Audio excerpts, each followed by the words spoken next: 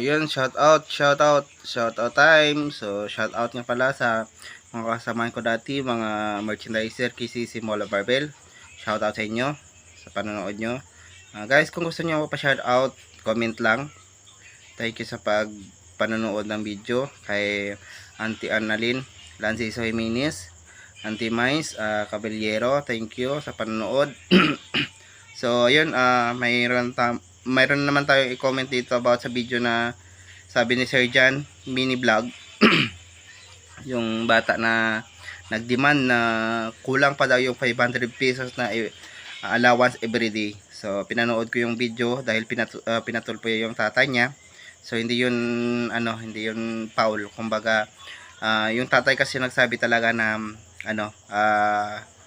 paghiwalay nila ng asawa niya, yung tatay mismo sabi na siya ang magbigay ng allowance sa kanyang anak na everyday 500 allowance. Pero tumatanda na kasi yung tatay, medyo hindi na kaya ng katawan niya mag sobrang trabaho.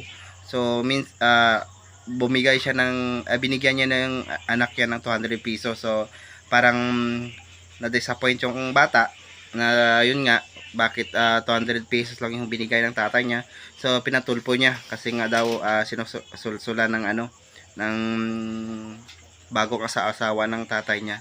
So pinanood ko yun, Sir Jan, yung yung sabi mo na video sa kay Rafi Tulpo. So walang yun, wala yung foul. Tapos patawaran yung mag-ama.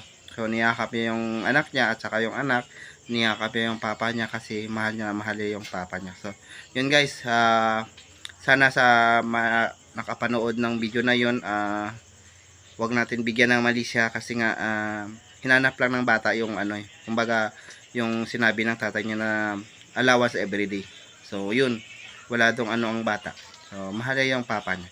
Salamat sa panonood. Panoorin nyo guys, tingnan nyo yung video. Thank you.